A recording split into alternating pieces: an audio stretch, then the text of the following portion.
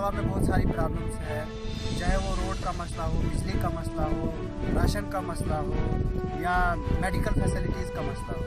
तो आज से 1947 से लेकर आज तक जितनी तरक्की हुई पूरी दुनिया में, लेकिन मड़वा में रोड तक नहीं आ सका। इतनी हुकूमतें बदली, इतनी चेंजिंग हुई, इतनी तब्दीलियाँ हुई, लेकिन यहाँ पे आज 2019 से आज बिजली का नामो निशान नहीं है। यहाँ पे इंटरनेट फैसिलिटीज़ नहीं है।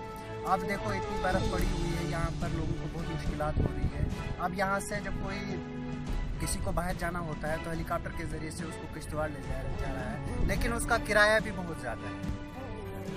तो जो हेलीकॉप्टर के ज़रिए से लोगों को यहाँ लाया जा रहा है तो उसका जो किराया है वो बहुत ज़्यादा है। तो वहाँ की गरीब आवाम जो है वो उसको अफोर्ड नहीं कर सकती है। कोई बीमार ऐसा होता है जो बहुत ज़्यादा गरीब होता है तो वो अपनी जान नहीं दे देता है क्योंकि उसके पास पैसे तो नहीं होते। बिजली न होने की वजह से आपको क्या क्या परेशानियाँ आती है? सर, बिजली न होने की वजह से देखो वहाँ के बच्चे जो पढ़ रहे होते हैं वो टेक्नोलॉजी जो आज देखो इतना आगे दुनिया जा चुकी है, वहाँ पे इंटरनेट फैसिलिटीज़ नहीं है, टेक्नोलॉजी मतलब कंप्यूटर वगैरह का हम यूज़ नहीं कर सकते हैं। बहुत सारी मुश्किलात होती है।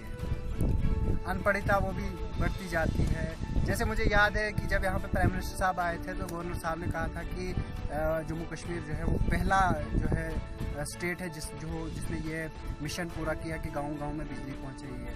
तो मैं ये भी पूछना चाहता हूँ कि क्या मड़वा जो है वो जम्मू कश्मीर का हिस्सा नहीं है? वहाँ पे आप आज भी